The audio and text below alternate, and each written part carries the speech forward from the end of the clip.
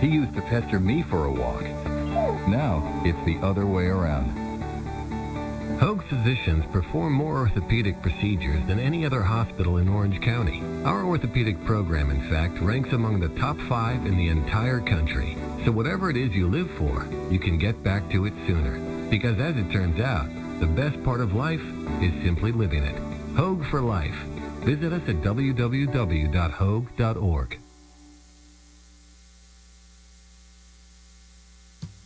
You are listening to the Critical Mass Nonprofit Radio Show, Orange County's only talk radio show dedicated to featuring nonprofit organizations and their leader, with your host, Richard Franzi. Hello, I'm Pete Weitzner in for Rick Franzi, and you are listening to Critical Mass Radio Show. Every Tuesday, we come to you live with 2 business leaders. We'll be meeting with Ihab Shahawi in about 15 to 17 seconds, and you can listen to us live on octalkradio.net. Also, watch us now live on Facebook and on YouTube. Just punch in OC Talk Radio. I mentioned Ihab Shahawi, and I should fill in my background real quick. I run the broadcast journalism program at Chapman University for the last 20 years and have been covering business, especially in Orange County, for almost 30 years, which, yes, makes me older than 30.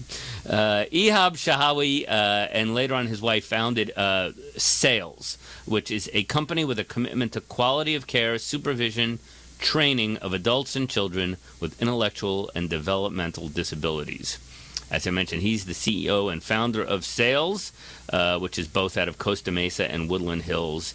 And it implements a unique system he does with his firm. Sales works to assist and train people in need so they can achieve their maximum potential with a positive environment.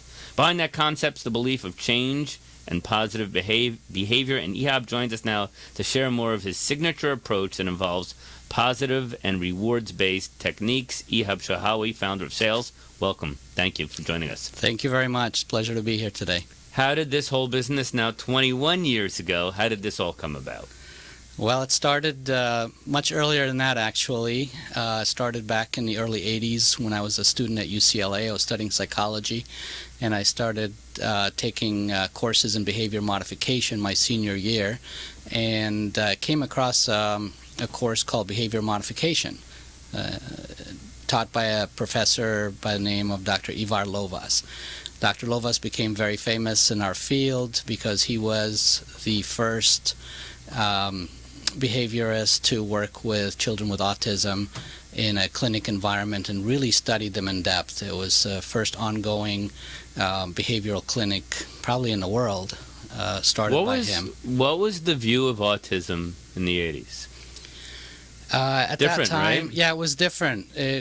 People thought autism could be cured, actually. And the only way to teach autism was to use aversive approaches and reward and punishment, a combination of both. And that really was the approach at that time. It was quite different than it is now. So obviously you bought into what this professor in this behavior modification class was teaching. Absolutely. It intrigued me tremendously. He called for volunteers to work in his clinic, and I volunteered and started actually working with the kids directly while at UCLA, and it was a tremendous experience. I learned a great deal about behavior and how to change behavior and how to modify it, and really worked with the kids and wrote my senior project on that premise, and it really got into my blood, let's say. So it's in your blood, and at that same point, or at what point did you decide I want to dedicate my life to this and have a business in helping, and we should add, you help people with a wide range of disabilities, right? Absolutely, yes. When did you decide that? You know, I knew I wanted to get into this right out of college. There was nobody providing these services back then, so there was no business really to fit into or to even work in. It was brand new. I decided to do other business ventures and other jobs for a few years until a friend of mine, actually one of my best friends from college, his dad, Dr. Gary Lavinia, was he's one of the preeminent founders of a strategy called Applied Behavior Analysis, ABA, and only uses positive and reward-based reinforcers for changing behavior. And Dr. Lavinia said, you're interested in this field. I'm going to give you some books to read. I told him I wasn't quite in line with Dr. Lovas's approach, and he said, that's fine. There's lots of different ways to do it, and here's mine. So I learned from him quite a bit. A book he gave me called Progress Without Punishment was instrumental in my education of the basis of applied behavior analysis. And I used that information, and then I started developing my own theories about how to make it better, even how to grow it from there. I came up with an approach that I've called the Sales ABA Plus approach. And a few years after working with Dr. Lavinia, I worked with him for 2 years and did another year of consulting. And then I decided it was time. I was ready to start my own business, and I applied for RFPs, requests for proposals, with some of the regional centers here in California. And the first one that came up was one for teenagers. I wanted to work with children or teenagers, and applied for it, and I won and was given an award to open 2 homes for teenagers coming out of the state developmental centers. And this was back in 1996. And by June, I had bought a house, fixed it up, hired staff, trained them, and went with the agency employees to go pick up these young men from Camarillo State Hospital, which was closing. Actually, these were the last 4 individuals that were staying at Camarillo Hospital. When they left, the doors were closed behind them. And they came into the community. We worked with them. We had some success, and the agency that we worked with at the time, Kern Regional Center, asked us to open a couple more homes the following year, and just kind of kept rolling from there. Our philosophy started working. Started with autism, or people on the autism spectrum. Right. It's my studies in college were strictly with children with autism, and then when I started the company and worked with Dr. Lavinia, those were a variety of different developmental disabilities. There was individuals with cerebral palsy, Down syndrome, intellectual disabilities, as well as autism. And as you know, autism is a whole range of disabilities. It's not just one type of disorder. That's why we call it the autism spectrum. Right. Forgive me if this is the classic, even shallow question, but what seems to be the incredibly greater incidences of autism today versus like when you started and you had your professor 30 years ago. What do we attribute it to? Well, there's no one correct and specific answer to that question, because nobody really knows what causes autism. There's a lot of theories, gene mutations, combinations of many different types of gene mutations. I talked to a professor up at Stanford a few years back, and he had identified 68 different types of gene mutations that produce different array of different disabilities within each individual. So there's no one thing, and the main thing that a lot of people say, it's triggers that could be environmental. Some say, I'm sure you've heard people say it's, from immunizations, and it could be diseases that the parents have had, or it could just be hereditary weaknesses in the genes and that particular child ends up having one or multiple gene mutations that cause the autism behavior, the autistic behaviors and disorders that they may. Of course, your job is how do we bring out the best in these kids or adults, but ultimately your task, I want them to be independent, training them to be independent people. Yeah, our goal is to really give them the highest quality of life possible. They have this disability. They didn't do anything wrong to get it.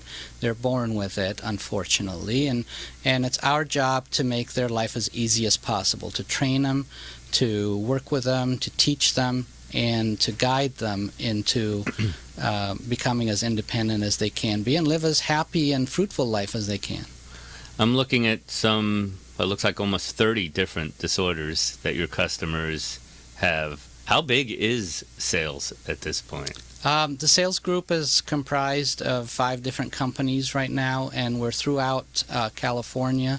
We're in Kansas City, and we're expanding into other areas as well this coming year. We operate over 50 different homes or projects at these locations. So we're over 600 employees. We serve over 500 individuals that need our services on a daily basis.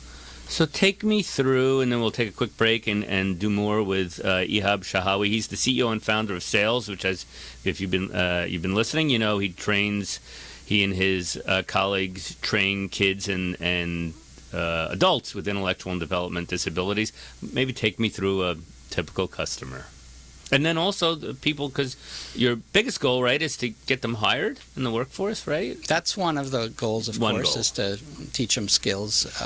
We have a variety of adult day programs, and through those day programs, we teach them safety skills, socialization skills, proper behavior. We teach them all kinds of positive approaches to how to deal with difficult potential employers and coworkers and so forth. That's part of what we do is in our pre-vocational type of training at our day programs. And we have had vocational programs as well, where we have worked with individuals to help them get jobs and find jobs. It's an area called supported employment, where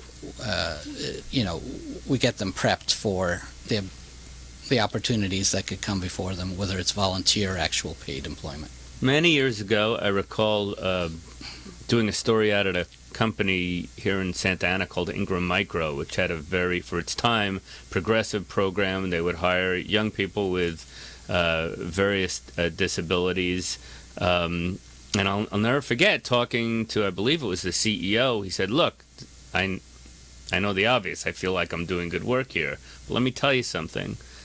They have the best attendance. They're the most loyal.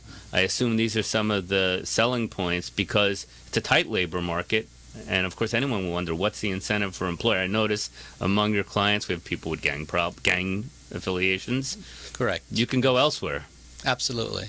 Yeah, it's really a matter of putting a program together where you support the individuals and you teach them to be at their best. Just like you would with any employee, right? You guide them to be the best version of themselves to produce for the company, and they're incentivized and rewarded.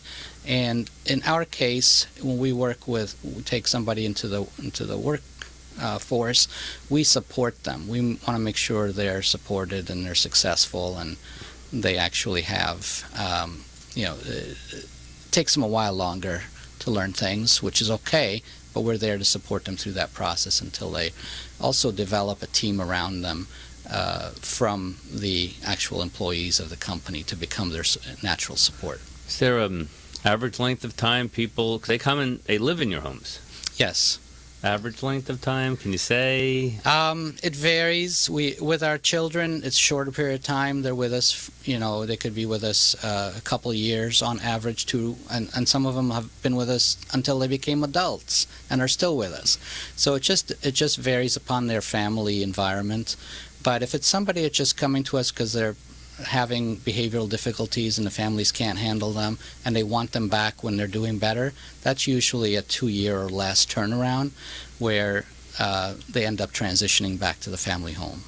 Gotcha. We are talking with Ihab Shahawi. He is the CEO and founder of Sales, and we're going to take a break, and we're going to come back more with Ihab Shahawi in just a bit. You're listening to Critical Mass for Business on octalkradio.net. Also watching us, perhaps you can, on YouTube, Facebook Live. We'll be right back. I'm Pete Weitzner in for Rick Franzi. If you are an Orange County business executive, this message is for you. Do you ever feel isolated with no place to turn for advice or feedback? Who holds you accountable to your commitments in your company? Where do you find the right resources to help you and your company grow? If you have these questions, then Critical Mass for Business might be the answer for you.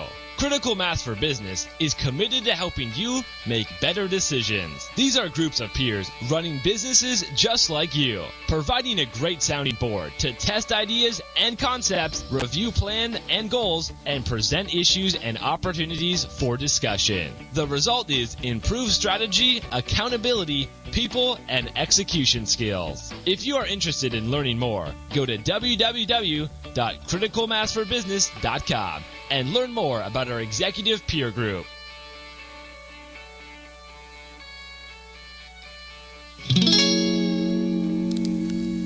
We are back with Ehab Shahawi. I'm Pete Weitzner in for Rick Franzi. Rick will be back, I believe, next week. Might have another sub next week. We'll be back in a couple of weeks, but he's come to you for many years, as you know, on Tuesdays, 4 to 5 o'clock with two business leaders, CEOs, and we certainly have one here in Ehab who, for more than 20 years, has run the company Sales, which trains children and adults with intellectual and development disabilities.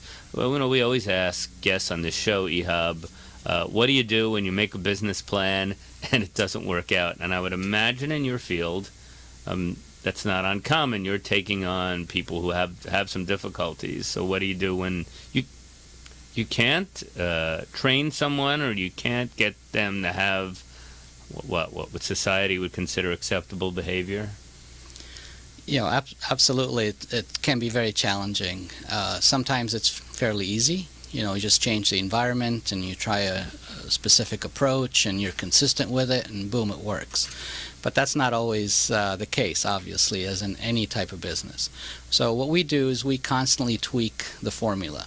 So, for example, what we use is we call individualized service plan for each person that we work with. And that individualized service plan spells out all the different behaviors, unwanted behaviors that we want to address, skills that we want to teach that person, and reward systems, reinforcers that work with them. Do you take all comers? In other words, and you're working with area hospitals, you're working obviously with governmental groups and probably maybe even NGOs to some extent. Do you take all comers, or we pretty much do? That's kind of one of our philosophies, is that we have what I call a no reject, no eject policy.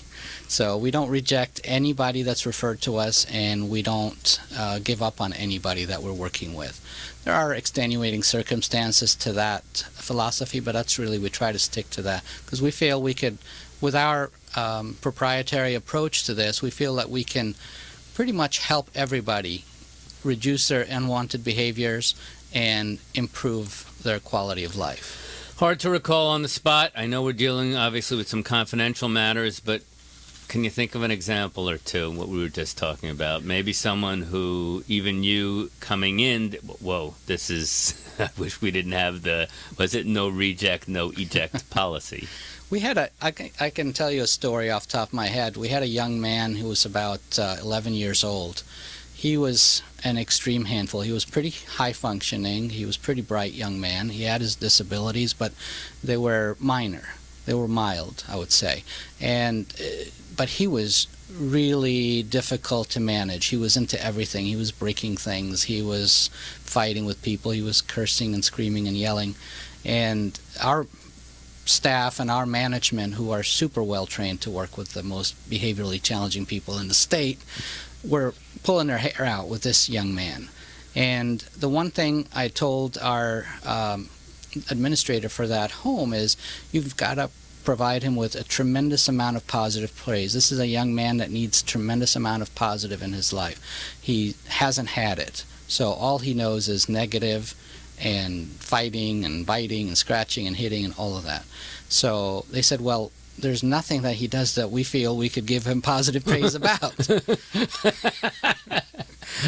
At that time I said, well, think about it. There has to be something. Does he take a shower? She said, yes. I said, okay, great. Hygienic. Praise him for taking a shower. Does he get dressed on his own? Yes. Okay, praise him for getting dressed on his own. Start with really basic bits and pieces of things that he's actually doing that you wouldn't normally praise a child for doing, but emphasize it with this particular child. And I want 24-hour-a-day positive reinforcement on him. Within 6 months of that, he had absolutely zero behaviors. It was a miracle. It was absolutely amazing what happened with him. The turnaround occurred. Within 6 months, he didn't do the things that he was doing that were inappropriate socially. In a general sense, can you tell us where he is today? You know, I don't know. I didn't keep track of him for very long. We kept track of him for quite a few years, and he was doing really well. He graduated high school, and he was out in the world fairly independent. So sales is both a for-profit and not-for-profit operation. Maybe you could explain that. Sure, yeah. The sales group is made up of four for-profit organizations and one non-profit organization called Kids First Foundation. And we should back up. SAILS is an acronym. Yes, stands for Supported and Independent Living Services. So as a for-profit business, you have competition. And Sure. you set yourself aside or apart, you think, from that competition in what way? You know, we set ourselves aside by focusing on our strength, which is working with people with extreme behavioral challenges. And we do it well. We've had a tremendous success rate over 21 years now. I would say it's a 99+% success rate. We've been able to work with almost everybody that the agencies have thrown at us, and these really are the most challenging individuals in the state. They've come from psychiatric hospitals, from state developmental centers, from families' homes, from multiple failures within other community services, and have come to us and they've succeeded with us. That's what makes us stand out. Your business started and grew in California, but now you're expanding. When did you start to expand and compare operating this kind of business in California, initially Southern California, with some of these other states you're now in? California has been great to us. We've grown tremendously because of there's so many people here that need services. And in California, back in the 70s, there was a law called the Lanterman Act, and that really gave people with disabilities the right to receive services, the right to live in the community, so many rights that they didn't really have written down before. And this Lanterman Act was kind of a breakthrough piece of law that was instrumental in the lives of people here in California, people with disabilities. And it really opened the doors for service providers and people with unique skills that could come in and help people do well and just achieve the best that they can with their lives and with the disabilities that they've had. As far as other states and compared to California, other states can be more difficult to work in or easier.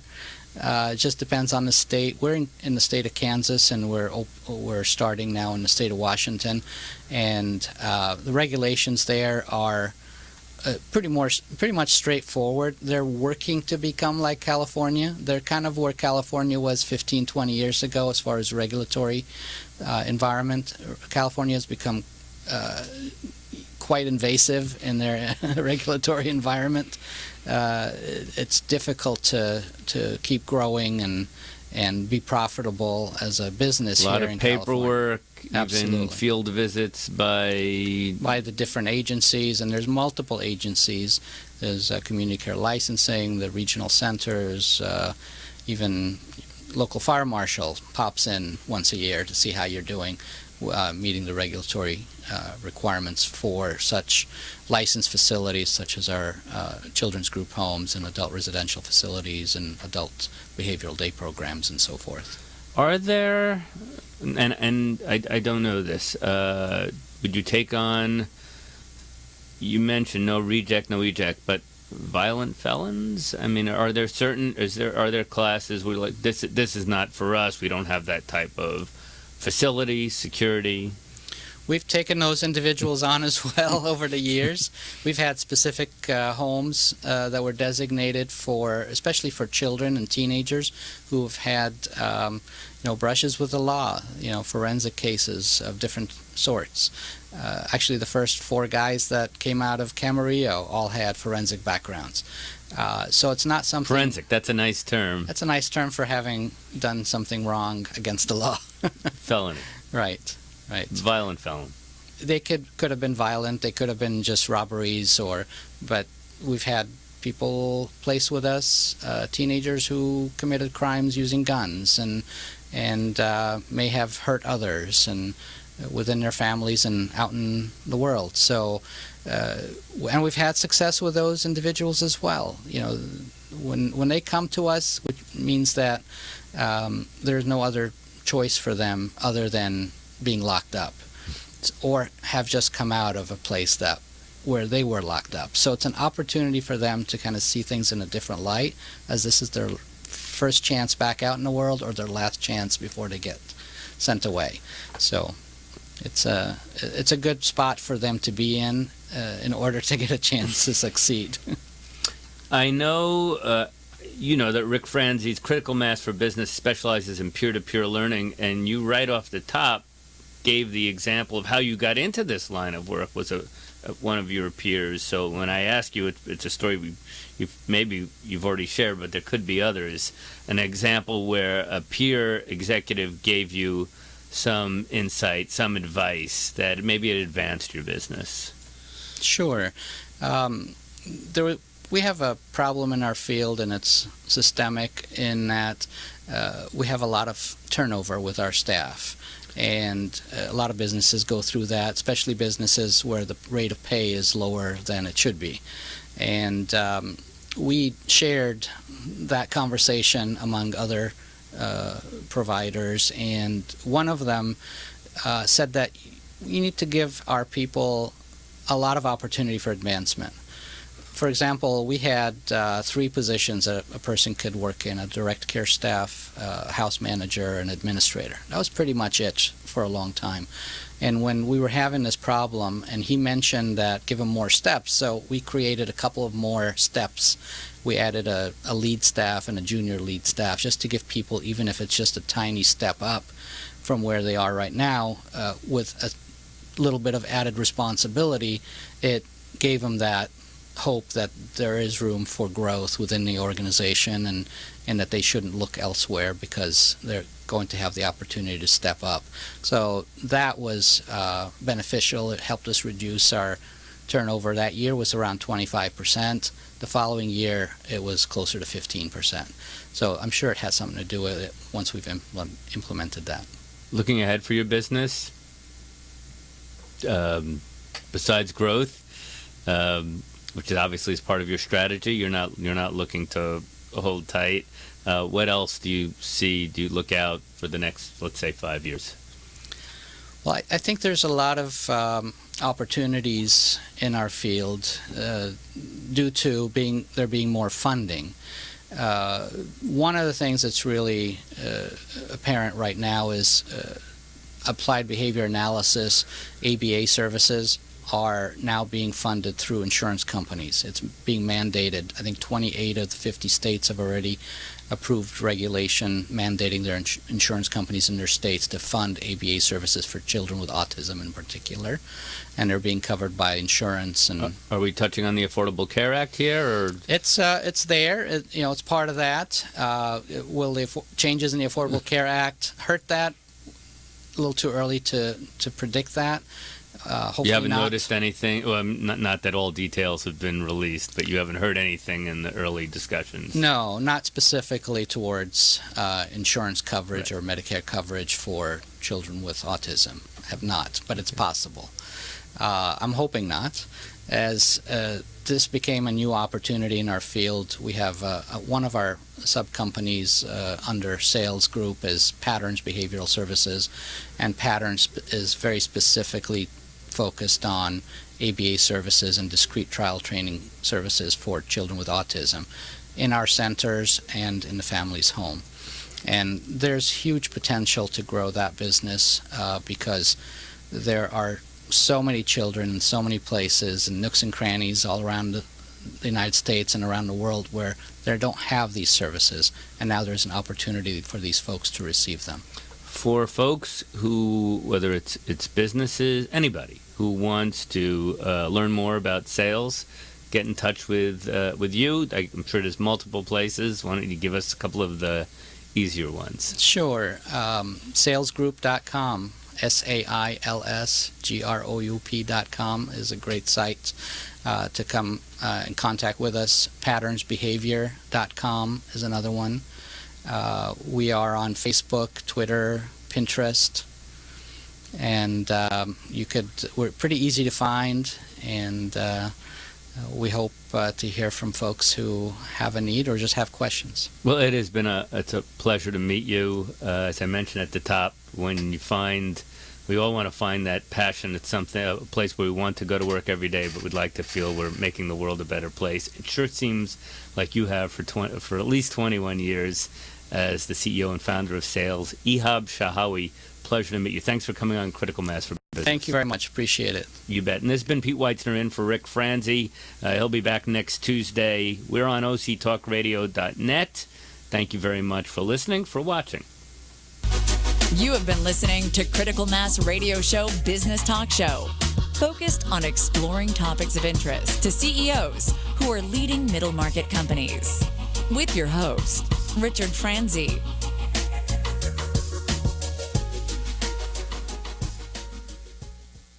Imagine buying a newspaper and discovering that the news you're reading is 6 months old. There isn't much that stays the same for 6 months, and the same thing goes for background checks. In a time when so much outdated information is being passed around, it's good to know that People G2 offers something different. At People G2, we provide today's intelligence, not yesterday's news. Our value-added approach offers you a fully FCRA-compliant solution that includes up-to-the-minute information. By combining industry-leading technology with old-school human investigation, People G2 is able to give you information that is accurate right now, delivered quickly through our online system, or integrated with your HR system. So ask yourself, are you comfortable working with old news, or are you ready for a different kind of background check company? Visit peopleg2.com or call 800-630-2880. That's 800-630-2880 or People G2.